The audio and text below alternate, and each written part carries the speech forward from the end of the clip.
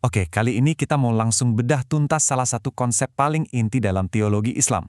Namanya nifak atau yang biasa kita kenal sebagai kemunafikan. Dan kita akan lihat ini semua berdasarkan sumber-sumber klasiknya. Yuk, kita mulai dengan satu pertanyaan yang kelihatannya simpel tapi sebenarnya dalam banget. Apa sih bedanya antara keyakinan yang tulus dari hati sama keyakinan yang cuma jadi pertunjukan di luar aja?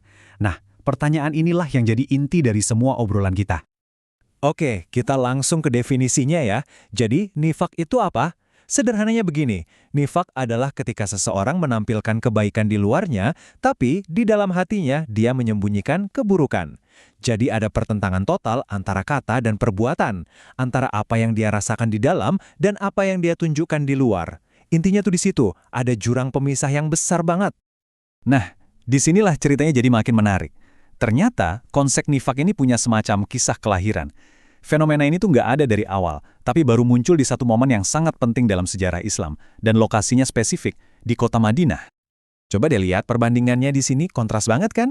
Jadi gini, sebelum hijrah ke Madinah, waktu kaum muslimin masih di Mekah, nifak ini belum jadi masalah, justru kebalikannya. Yang ada itu orang-orang beriman yang terpaksa sembunyiin imannya karena takut. Kenapa? Karena kekuasaan dipegang sama non-muslim. Tapi, begitu di Madinah, peta kekuasaan berbalik total. Komunitas muslim jadi yang dominan.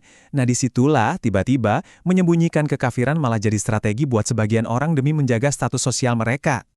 Terus gimana persisnya ini bisa terjadi? Jadi di tahun pertama setelah hijrah, Nabi Muhammad sampai di Madinah, beliau langsung membangun aliansi. Setahun kemudian, di tahun kedua, terjadilah Perang Badar. Nah, ini dia titik baliknya. Kemenangan besar Muslim di Badar itu mengubah konstelasi politik di Madinah. Para elit lokal yang tadinya berkuasa, contoh paling terkenalnya Abdullah ibn Ubay, mereka lihat nih, angin udah berubah. Mereka sadar, kalau mau tetap punya pengaruh, pura-pura masuk Islam adalah langkah paling strategis. Dan dari situlah, fenomena yang kita sebut nifak ini lahir. Oke, dari sejarah, kita pindah sedikit ke psikologi. Gimana sih Al-Quran membedah cara berpikir seorang munafik? Karena ternyata ini bukan cuma soal nipu orang lain loh. Ada lapisan yang lebih dalam dan jujur lebih tragis, yaitu menipu diri sendiri. Ayat ini benar-benar langsung menusuk ke jantung masalahnya. Dari sudut pandang teologis, upaya mereka untuk menipu Tuhan itu dianggap sebagai sebuah kekonyolan.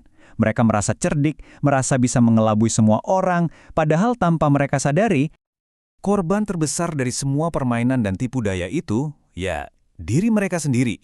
Setiap kebohongan, setiap sandiwara yang mereka mainkan, itu pada akhirnya cuma mengerogoti jiwa mereka, dan yang paling parah, mereka sama sekali nggak menyadarinya.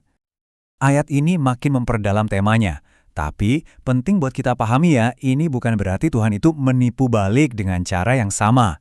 Maksudnya lebih ke Tuhan membiarkan mereka tenggelam dalam tipu daya yang mereka ciptakan sendiri. Konsekuensi dari perbuatan mereka itu digambarkan sebagai balasan yang setimpal. Jadi intinya, mereka itu terjebak di dalam jaring yang mereka tenun sendiri.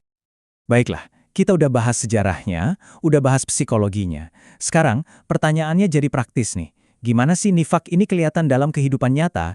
Ciri-cirinya apa?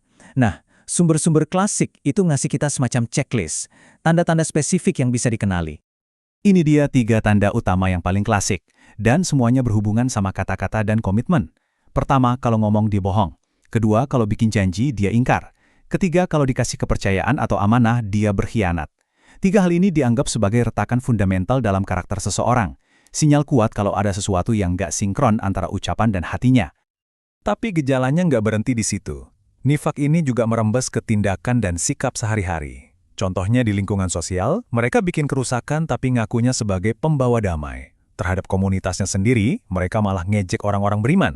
Bahkan dalam urusan ibadah pun kelihatan. Sholatnya malas-malesan, tujuannya cuma buat pamer. Mereka juga jago banget cari-cari alasan buat lari dari tanggung jawab. Dan semua ini sumbernya adalah apa yang disebut sebagai penyakit hati, keraguan, iri hati, dan kedengkian. Terus, kenapa sih ini semua penting banget buat dibahas? Kenapa nifak dianggap seserius itu? Jawabannya simpel. Dalam kerangka etika Islam, kemunafikan itu dipandang sebagai salah satu dosa spiritual yang paling berat. Bahkan, bisa dibilang lebih berat dari beberapa dosa lain yang kelihatannya lebih kasar secara fisik. Dan disinilah kita lihat konsekuensi puncaknya. Al-Quran dengan sangat tegas bilang kalau tempat mereka nanti ada di kerak neraka, di tingkatan yang paling bawah. Ini adalah pesan yang luar biasa kuat, bahwa pengkhianatan dari dalam, penipuan batinia, itu dianggap jauh lebih merusak daripada permusuhan yang jujur dan terang-terangan. Ada kutipan yang luar biasa dari seorang ulama besar, Hasan al-Basri, yang benar-benar menangkap paradoks dari semua ini. Poinnya begini, justru rasa was-was, rasa takut kalau kita jatuh ke dalam kepura-puraan, itulah tanda iman yang sehat. Orang beriman yang sejati itu adalah orang yang nggak pernah berhenti mengaudit niatnya sendiri. Sebaliknya, orang yang udah merasa aman dari kemunafikan, nah, justru dialah yang paling bahaya. Dan ini membawa kita ke pertanyaan terakhir untuk direnungkan. Coba deh kita tarik konsep ini sedikit keluar dari konteks teologisnya. Apa sih yang diajarkan nifak kepada kita semua tentang tantangan untuk menjadi otentik? Bukan cuma dalam agama, tapi dalam sistem kepercayaan apapun. Tentang perjuangan abadi kita sebagai manusia untuk memastikan nggak ada jarak antara siapa kita sebenarnya di dalam dan siapa kita yang dilihat oleh dunia luar.